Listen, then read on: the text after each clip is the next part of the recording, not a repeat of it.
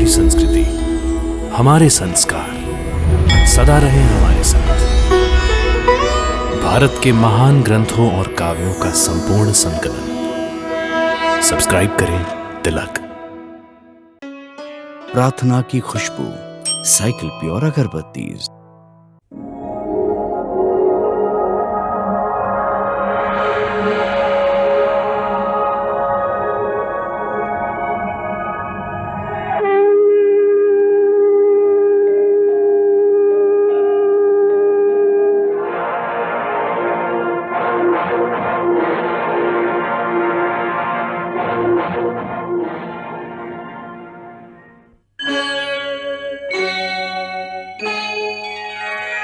कृष्णा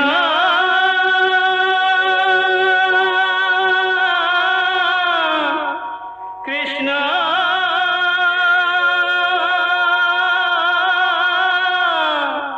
हरे कृष्णा हरे हरे।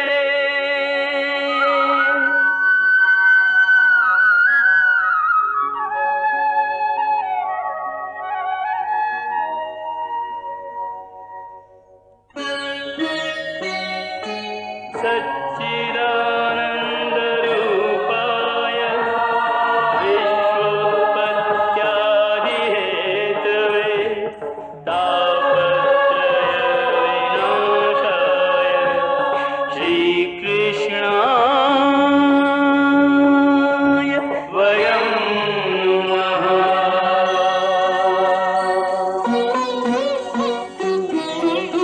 श्रीकृष्ण गोविंद हरे मुरारे, हे नाथ नारायण वासुदेव। हरे कृष्ण राधे राधे कृष्ण कृष्ण हरे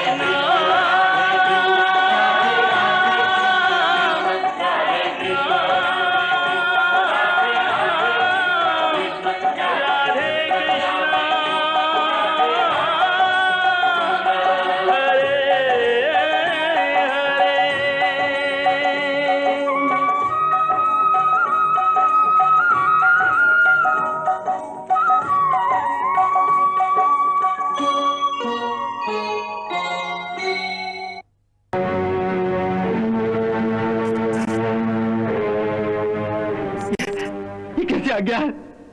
ये तो अत्याचार है कि माता पिता से पूछे बिना किसी बालक को ये जबरदस्ती उठा लिया जाए।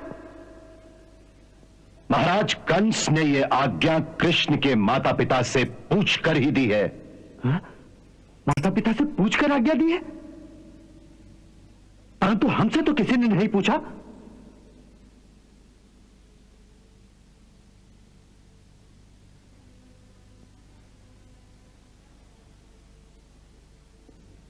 नंदराय जी, कोई कोई सत्य बड़ा भयंकर और दुखदायी होता है। आप पुरुष हैं, कलेजा पत्थर का कर लीजिए और पूरी हिम्मत से इस सत्य को सुनिए। इस सत्य को सुनिए कि कृष्ण आपका पुत्र नहीं है। अक्रूर जी!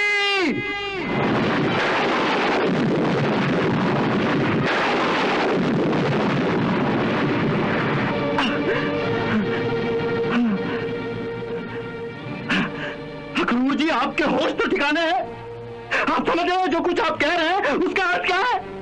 मैं अच्छी तरह से जानता हूं कि मैं क्या कह रहा हूं, और मैं ये भी जानता हूं कि इसे स्वीकार करना आपके लिए कितना कठिन है। परंतु नंदराय जी, अंततः इस सत्य को स्वीकार करना ही पड़ेगा। परंतु कोई बात सत्य हो तब ना। अब यूं ही कोई राह चलता अगर दिन को रात कह दे और सूरज को चंद्रमा कह दे तो क्या उसे मान लेना चाहिए? नंदराय जी, उत्तेजित होने से कुछ नहीं होगा। अक्रूर जी, आप राजनीति वाले लोग हैं। आपको बड़े मीठे और सभ्य तरीके से बात करने का ढंग आता है, परंतु हम गांव के सीधे साधे गंवार लोग शब्दों का हेर फेर नहीं जानते। हम तो झूठे को उसके मुंह पर झूठा कह देते हैं। आपने इतना बड़ा झूठ मेरे मुंह के सामने बोलने की हिम्मत की, तो क्या मेरा उत्तेजित होना स्वाभाविक नहीं है? यदि आपकी जगह कोई और होता ना तो मैं आप उसकी जीभ काट लेते। मैं जानता हूं,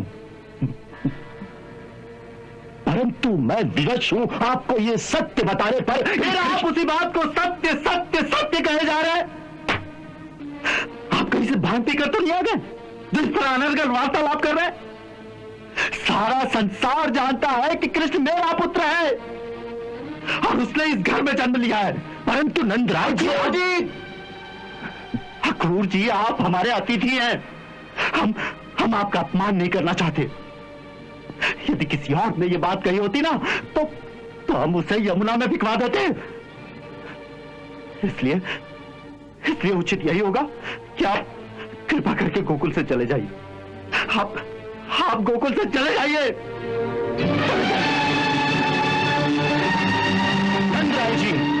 नंदराय जी, इससे कुछ लाभ नहीं होगा। आप भी मैं और कुछ नहीं सुनना चाहता, कुछ नहीं सुनना चाहता मैं। आप कृपा करके गोकुल छोड़कर चले जाइए, चले जाइए। ये आप कैसी बातें कर रहे हैं अक्रूर जी से? क्या बात है? कुछ नहीं, ये बातें तुम्हारे सुनने योग्य नहीं है। सुनिए अक्रूर जी, ये सब क्या है? क्या बात है? कुछ नहीं भाभी, कुछ नहीं। कुछ बात तो जरूर है। भगवान के लिए बताइए, इस घर में क्या हो रहा है? क्या बात है? नहीं भाभी, मुझ में हिम्मत नहीं है आपको ये बात बताने की। आप नंदराय जी से ही पूछ लीजिए। और उसको सुनने से पहले अपना कलेजा पत्थर का कर लेना। अक्रूर जी!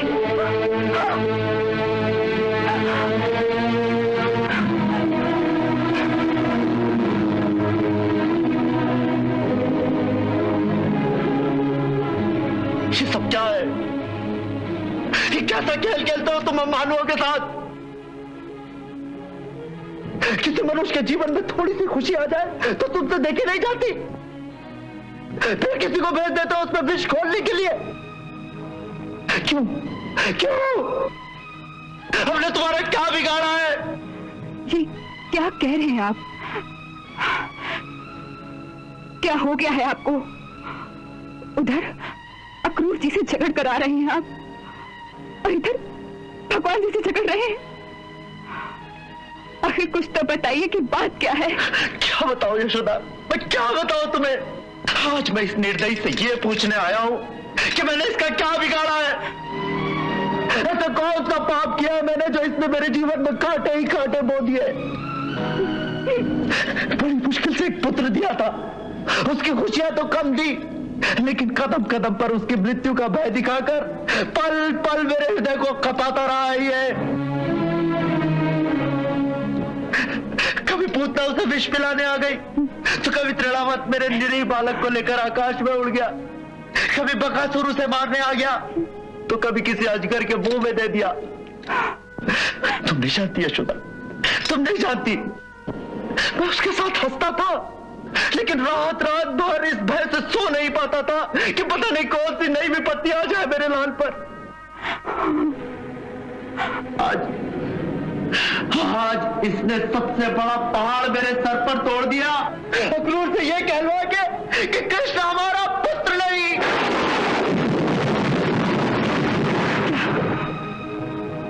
क्या क्या कहा अक्रूर जी ने? उसने कहा कि तू उसकी माता नहीं, मैं उसका पिता नहीं, और वो हमारा पुत्र नहीं।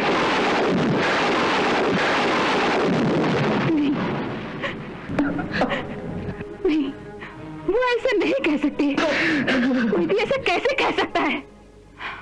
आपने अवश्य सुनने में कोई गलती की होगी। नहीं यशोदा, नहीं, मैंने सुनने में कोई गलती नहीं की। उसने स्पष्ट शब्दों में मुझसे यही कहा कि कृष्ण तुम दोनों का पुत्र नहीं। नहीं, भगवान के लिए ऐसे शब्द मत दोहराइए, मत दोहराइए इस बात को। वो इतना बड़ा झूठ कैसे कह सकते हैं? उसने कहा यशोदा, उसने यही कहा। चलिए मेरे साथ, मैं अभी अक्रूर जी से पूछती हूँ कि उन्होंने इतना बड़ा झूठ बोलने की हिम्मत कैसे की। चलिए मेरे साथ, चलिए।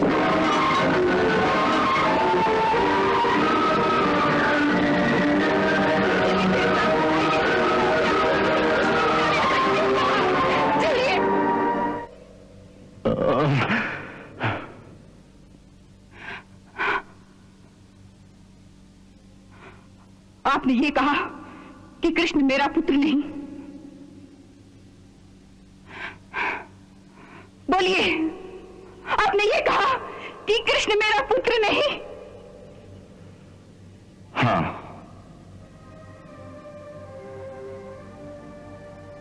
मैंने यही कहा। इतना बड़ा झूठ, इतना बड़ा झूठ बोलने की आपकी हिम्मत कैसे हुई? एक मां के सामने ये कहते हुए कि उसका बेटा उसका अपना बेटा नहीं है, आपकी जीवा नहीं डराती, आपकी आत्मा नहीं कांपती। गुरुजी, बेटा कोई चांदी का लोटा, सोने का आभूषण नहीं जिसे आप ये कह सके कि मैं किसी और का चुरा रही हूं। बेटा स्त्री के हृदय का एक टुकड़ा होता है, मां के शरीर का एक अंग होता है, वो एक अंग शिशु भगवान का भेजा हुआ एक दिव्य शरीर होता है जिसे मां अपने शरीर में से जन्म देती है। इस सत्य को स्वयं परमात्मा भी नहीं झुठला सकते। तो आप कौन होते हैं ये कहने वाले कि जिसे मैंने 9 महीने अपने गर्भ में पाला, जिसने मेरी ही कोख से जन्म लिया, वो मेरा बेटा नहीं है। परंतु कृष्ण ने आपकी कोख से जन्म नहीं लिया, इसीलिए वो आपका पुत्र नहीं है। ऐसी बातें करना महापाप है गुरुजी, पाप। ऐसी ऊंची बातें करते हुए आपको लज्जा नहीं होती? भाभी, आप मेरी विवशता को क्यों नहीं समझती है?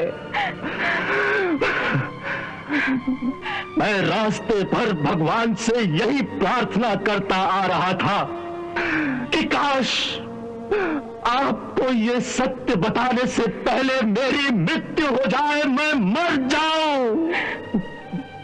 परंतु क्या करूं, परिस्थितियों ने मुझे मजबूर कर दिया है ये सत्य बताने पर। एक झूठ को आप सत्य कैसे कह सकते हैं? सारा संसार जानता है कि इसी घर में मेरे कृष्ण ने मेरी एक कोख से जन्म लिया है। उसी बात को आप झूठ कैसे कह सकते हैं? छल और मिथ्या भाषण की भी कोई सीमा होती है गुरुजी? छल की सीमा होती है देवी, परंतु सत्य की कोई सीमा नहीं होती। सत्य हर जगह और हर समय सत्य ही रहता है। सत्य को कुछ काल के लिए छिपाया जा सकता है, परंतु सत्य को छिपाने से सत्य झूठ नहीं हो जाता। और यही बात इस समय हो रही है। हमने इतने वर्षों तक इस सत्य को छिपाए रखा, परंतु आज ये सत्य प्रकट हो चुका है। यही हम सबका दुर्भाग्य है।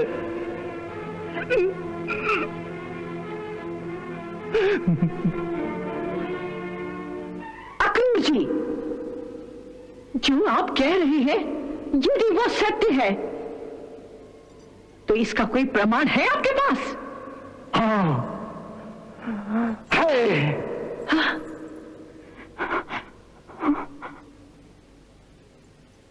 परंतु उससे पहले मैं आपसे एक प्रश्न करता हूं कि कृष्ण ने इसी घर में यशोदा भाभी के ही गर्भ से जन्म लिया, इसका कोई प्रमाण है आपके पास? सबसे पहले उस बालक को किसने देखा? मैंने। आपने उसे जन्म लेते हुए देखा?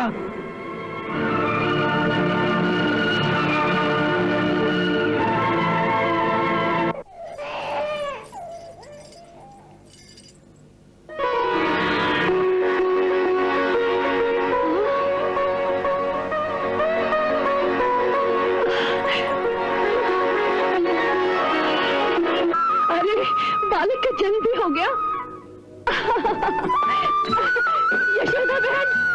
यशोदा बहन उठो, उठो, बालक का जन्म भी हो गया और तुम्हें पता भी नहीं चला। नहीं, मैं जब वहां आई तो बालक का जन्म हो चुका था।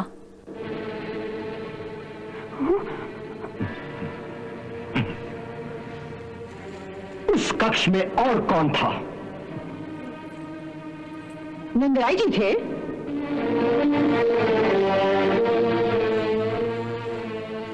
आपने उस बालक को जन्म लेते हुए देखा था?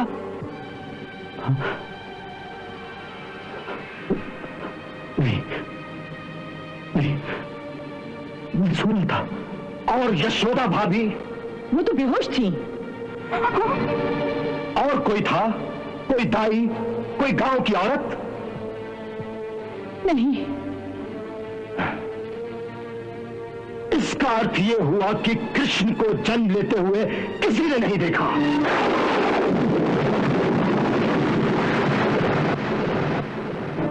बस कीजिए, भगवान के लिए बस कीजिए।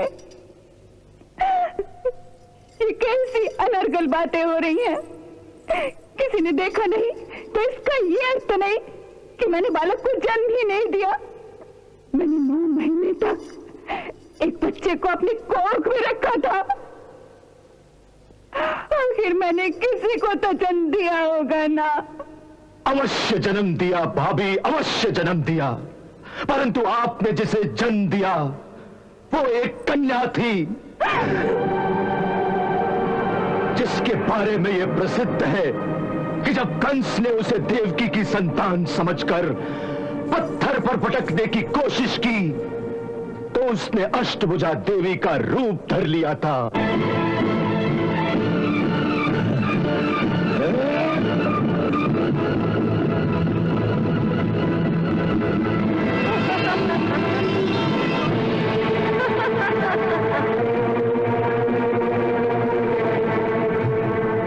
रे मूर्ख, मुझे मारने से तुझे कुछ नहीं होगा। तुझे मारने वाला तो कोई और है, और वो इस धरती पर जन्म भी ले चुका है। ये कहानी सत्य हो सकती है, लेकिन इससे यह सिद्ध नहीं होता कि वो कन्या मेरी ही पुत्री थी। अगर वो मेरी पुत्री थी तो वो कारागार में कैसे पहुंची? अवश्य वो देवकी की पुत्री थी। नहीं भाभी, नहीं, वो देवकी की नहीं, आपकी पुत्री थी। अगर मेरी पुत्री एक कन्या थी तो फिर मेरा कृष्ण किसका पुत्र है? किसका? देवकी और वसुदेव का। अगर वो देवकी का पुत्र है तो मेरे घर में कैसे आया? उस रात कुमार वसुदेव उसे आपकी शैया पर रखकर बदले में उस कन्या को ले गए थे। वसुदेव जी, वो बंदीगृह की बेड़ियां तोड़कर कैसे आ सकते थे? उस समय किसी दैवी शक्ति की कृपा से उनकी बेड़ियां अपने आप टूट गई थी। इस काल्पनिक कहानी पर हम कैसे विश्वास कर लें?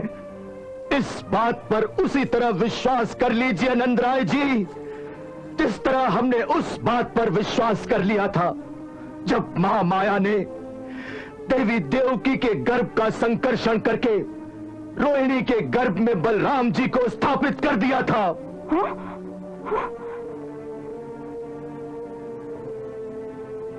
उस बात की पुष्टि स्वयं गुरुदेव शांडिल्य ने की थी।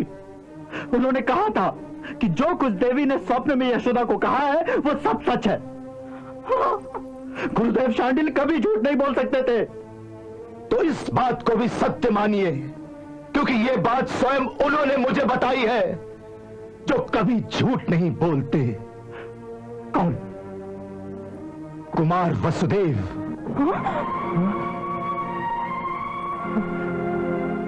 वसुदेव भैया? हाँ वसुदेव भैया, ऐसा नहीं कह सकते, नहीं कह सकते हो, नहीं। हाँ भाभी, ये बात स्वयं उन्होंने ही स्वीकार की थी। स्वयं मैं भी ये बात कई बरसों से जानता था और कई बार आपको बताना भी चाहता था कि कृष्ण के साथ इतना मोह मत बढ़ाइए, मोह मत बढ़ाइए भाभी। परंतु कुमार वसुदेव जी ने हर बार मना कर दिया मुझे। इतने बरसों तक चुप रहे, फिर आज ही मुझ पर ये छुरी चलाने क्यों आए आप? क्यों? मेरा दुर्भाग्य मेरी विवशता भाभी, कैसी विवशता? देवकी भाभी की आज्ञा। आप नहीं समझ सकेंगे कि इस आज्ञा का पालन करते हुए मेरे दिल पर कितनी छुरियां चल रही हैं। देवकी भाभी की इस एक आज्ञा ने हमारी जीती हुई बाजी हरा दी।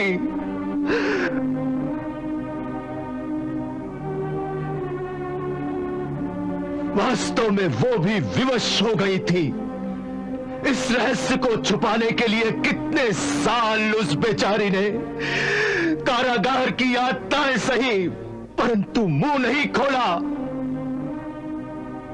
पर जब कंस ने कुमार वसुदेव भैया को जहरीले सांपों से भरे हुए अंधे कुएं के ऊपर टांग दिया,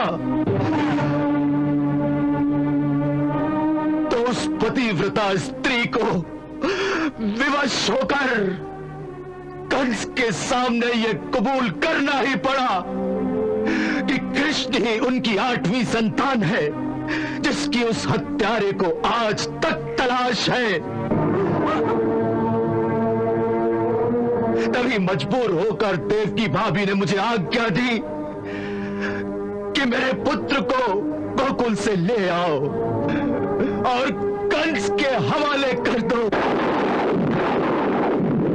मैंने उनसे कहा भी कि मैं यशोदा भाभी को कैसे कहूंगा, क्या कहूंगा। उन्होंने इतना ही कहा कि यशोदा से कहना मैं अपने पति के प्राणों की रक्षा के लिए अपने पुत्र की भीख मांग रही हूं। मेरा पुत्र लौटा दो, मेरा पुत्र लौटा दो, मेरा पुत्र लौटा दो, लौटा दो, मेरा पुत्र लौटा दो, पुत्र लौटा दो।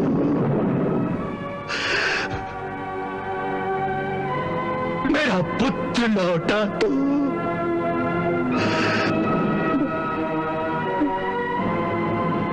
यशोदा, यशोदा, यशोदा, यशोदा, यशोदा, यशोदा, यशोदा, यशोदा, यशोदा, यशोदा, यशोदा, यशोदा, यशोदा, यशोदा।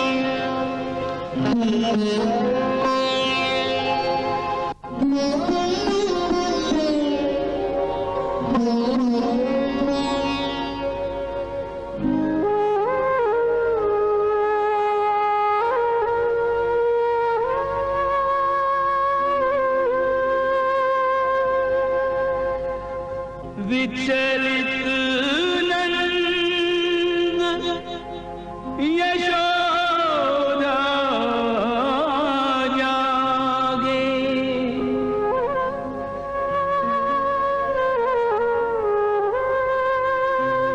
हार गए होनी के आगे।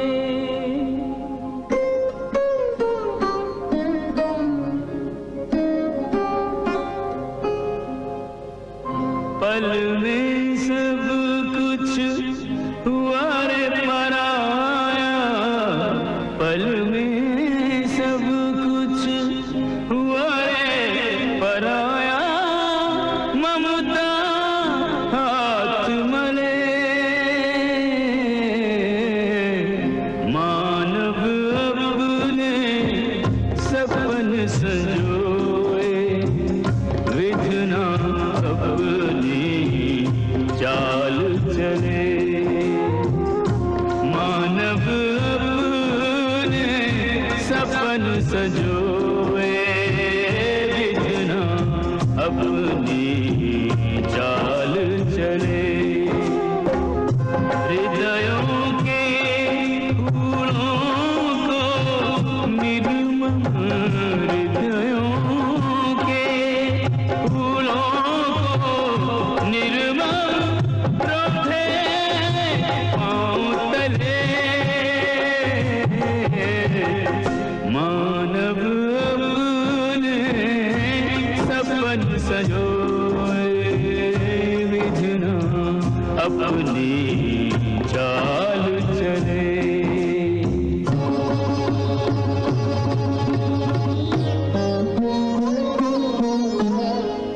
भेज के अपने काल को न्योता कंस प्रतीक्षा में नहीं सोता कह गए संत फकीर करम गति कह गए संत फकीर करम गति चले मानव अपने सपन सजोए विधना अपनी चाल चले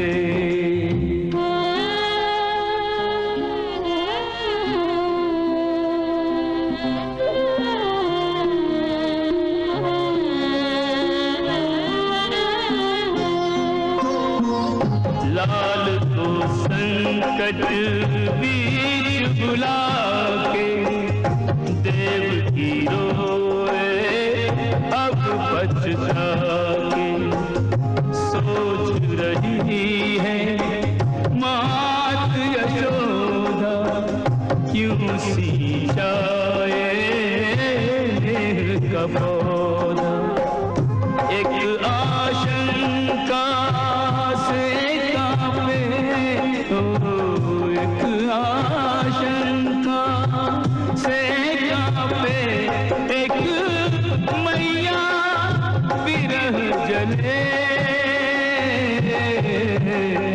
मानव अपने सपन सजोए विधना अपनी चाल चले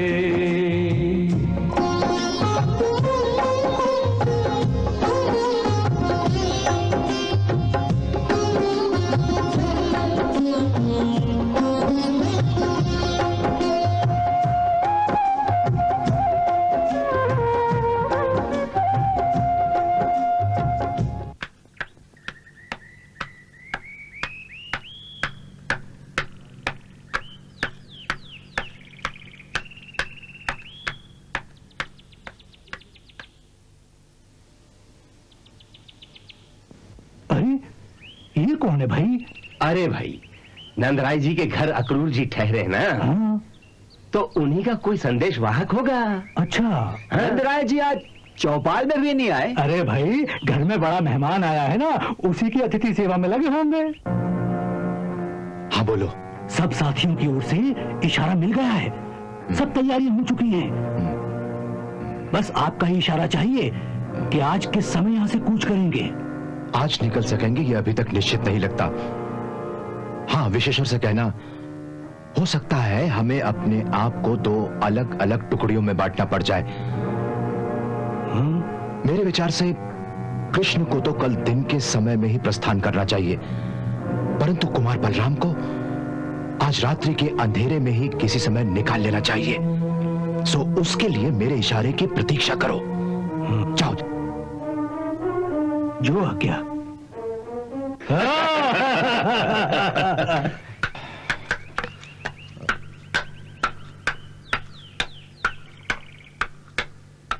इसका अर्थ है कि अक्रूर जी अभी कुछ काल गोकुल में ही ठहरेंगे। हाँ, लगता तो ऐसा ही है। परंतु अक्रूर जी इतने बड़े तामझाम से करने क्या आए हैं? मुझे लगता है कलुआ तूने मथुरा में जो उत्सव की बात सुनाई थी ना, शायद उसी उत्सव के लिए वो नंदराय जी को न्योता देने आए होंगे। हाँ, हो सकता है। जब सारे राज्यों से राजे और सरदार आएंगे तो हमारे गोकुल का सरदार भी तो जाएगा। अरे सरदार नहीं, गोकुल का राजा कहो, राजा।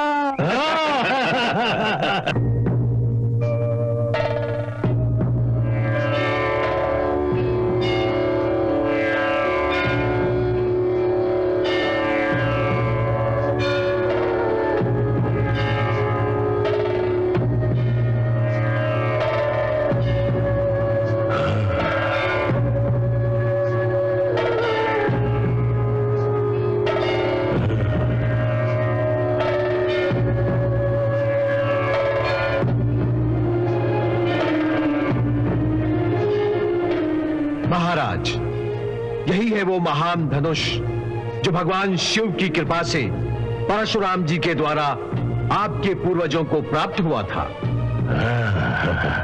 राजमहल के कई स्थानों पर ढूंढने के पश्चात ये महल के गुप्त तहखाने में रखा हुआ मिला। उसे इस प्रकार मोटे मोटे पर्दों के नीचे छुपा कर रखा गया था कि सहसा उस पर दृष्टि भी नहीं पड़ सकती थी।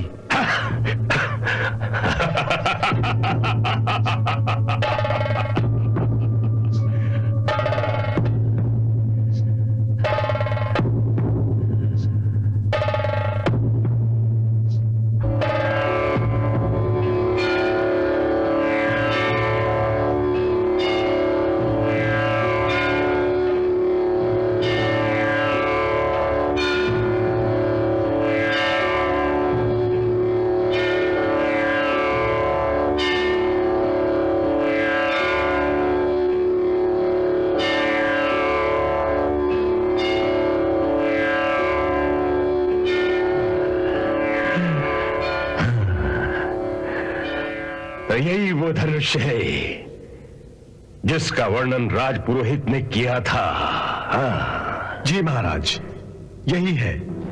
अरे, उन्होंने ये भी कहा था कि यज्ञ की समाप्त होने से पहले यदि ये धनुष टूट गया या तोड़ दिया गया तो ये अपशकुन यजमान की मृत्यु का सूचक होगा। जी महाराज, याद है। तो फिर ऐसा प्रबंध किया जाए कि यज्ञ प्रारंभ करने से पहले, यज्ञ के बीच में और यज्ञ समाप्त होने से पश्चात ये धनुष जहां जहां भी रखा जाए, इसके चारों ओर हमारे चुने हुए सैनिकों का कड़ा पहरा रहे ताकि कोई भी इसके निकट न जा सके, समझे? जी महाराज।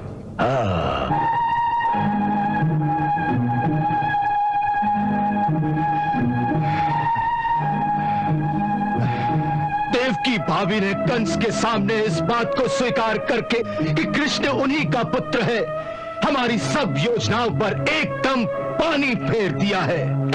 आज समस्त यादव वीरों के सामने सबसे बड़ी समस्या यह है कि राजकुमार कृष्ण के प्राण उस क्रूर आतताई के हाथों से कैसे बचाए जाएं? क्योंकि उसे मथुरा बुलाने का अर्थ क्या है, ये तो हम सब समझते हैं, परंतु इस संकट को कैसे टाला जाए, कैसे टाला जाए? अक्रूर जी, आपने कहा था कि आप सब लोग गुप्त रीति से एक विप्लव की तैयारी कर रहे हैं। उसका क्या हुआ? यदि विद्रोह करना है तो उसका उचित समय यही है। मैं आपके साथ झंडा उठा के चलती हूँ। जब तक इस शरीर में प्राण है, मैं अपने कान्हा का बाल भी बांका नहीं होने दूंगी। काश ये संभव होता, परंतु हम अभी उस विप्लव के लिए तैयार नहीं हैं। देवी राजा की शक्तिशाली सेना के विरुद्ध विद्रोह करने के लिए केवल भावना के जोश से काम नहीं चलता, उसके लिए ठंडे मस्तिष्क से योजना बनाकर बहुत बड़ी तैयारी की आवश्यकता होती है, और हम उसी तैयारी में लगे हुए थे। इसलिए मैंने अपनी तैयारी के साथ साथ ये भी योजना बनाई थी कि बलराम और कृष्ण दोनों राजकुमारों को शस्त्र विद्या सिखाकर उन्हें भी युद्ध नीति और राजनीति में पारंगत कर दिया जाए।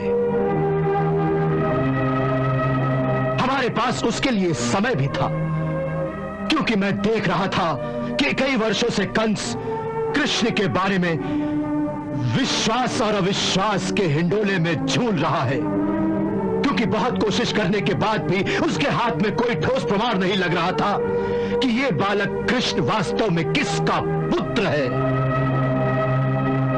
परंतु ये पता नहीं था कि ये पासा इस प्रकार अकस्मात ही पलट जाएगा। ऐसी विकट परिस्थिति में बुद्धिमानी यही कहती है कि यदि सब धन जाता देखिए तो आधा दीजिए लुटाए। इसलिए हमें एक बड़ा कटु निर्णय करना पड़ेगा। अगर कृष्ण को नहीं बचा सके तो कम से कम बलराम को तो बचा लेना चाहिए।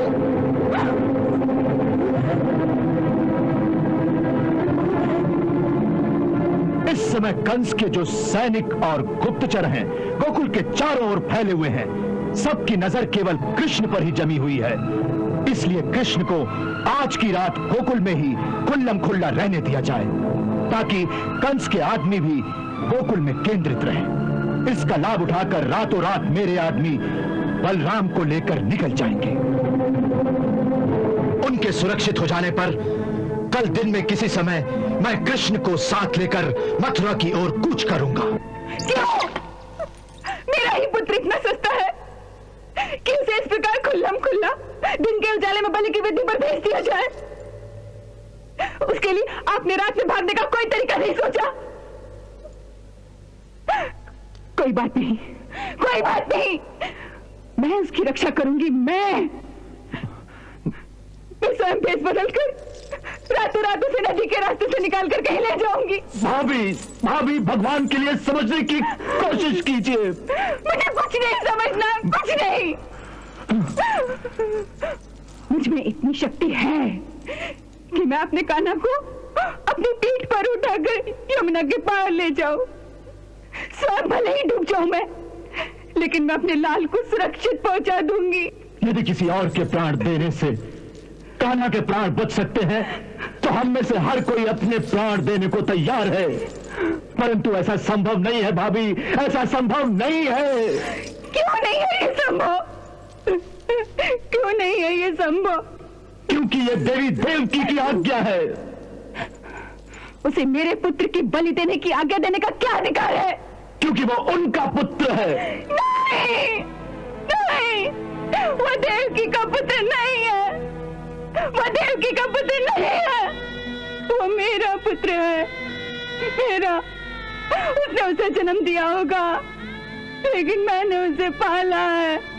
और जन्म देने वाले से पालने वाले का अधिकार बड़ा होता है।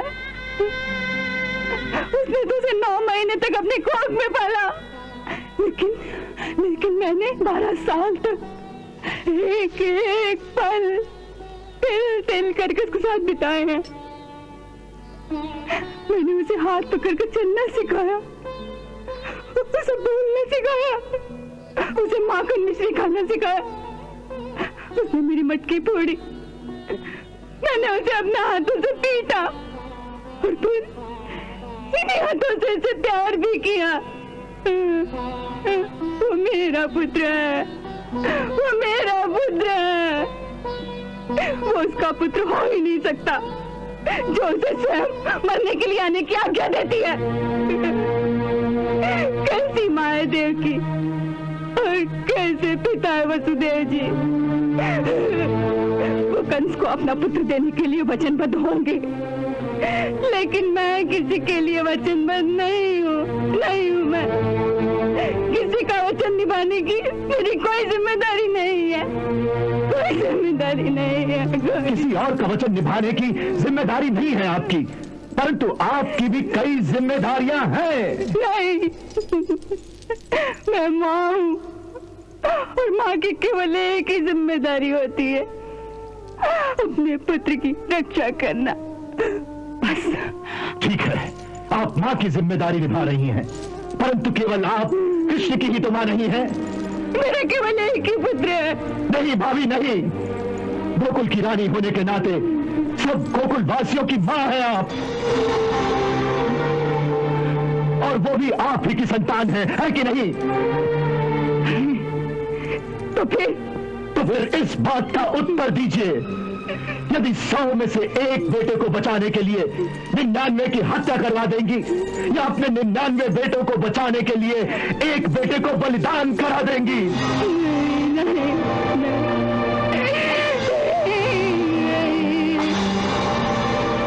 भाभी, नीति कहती है कि संकट के समय में यदि एक कुल को बचाने के लिए एक प्राणी का, या एक गांव को बचाने के लिए एक कुल का, अथवा एक देश को बचाने के लिए एक गांव का बलिदान देना पड़े, तो उस समय वही धर्म हो जाता है।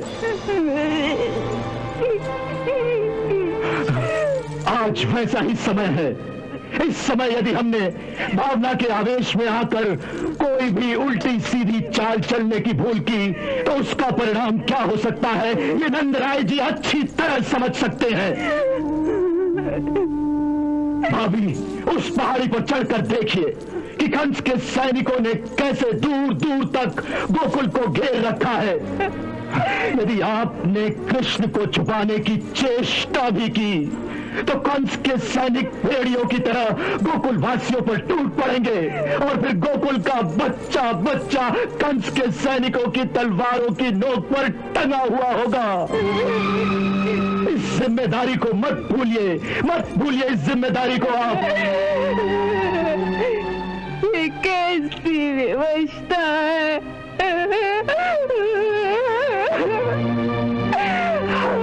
इसीलिए मैंने कहा था कि दिन दहाड़े खुले बंदों मैं कृष्ण को साथ लेकर गोकुल से निकलूंगा, ताकि सबका ध्यान उधर हो और बलराम का बच निकलना सहल हो जाए।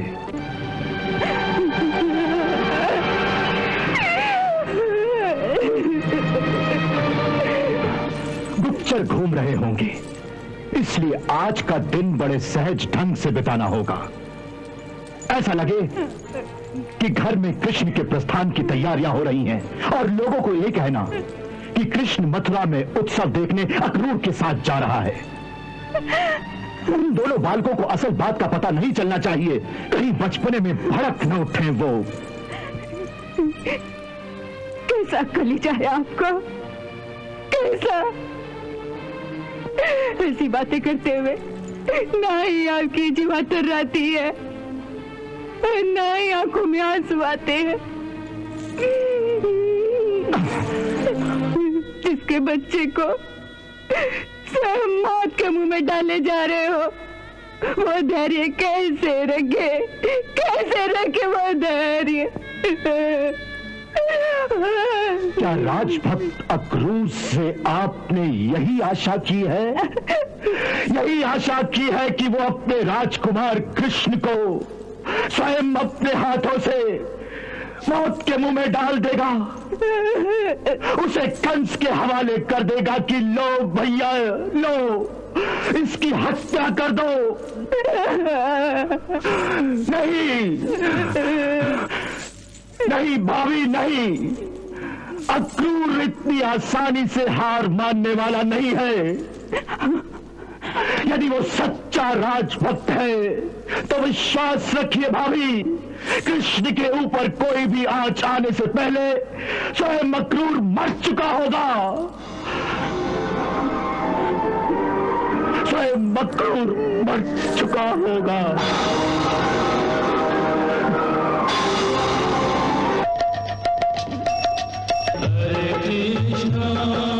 हरे कृष्णा कृष्ण कृष्ण हरे हरे, श्री कृष्ण चरितम गुणानुवादम तत्प्रेरणा अहं करोमि, मम भावगीतं हृदयस्य प्रीतं त्वत्पद्मपादे समर्पयामि।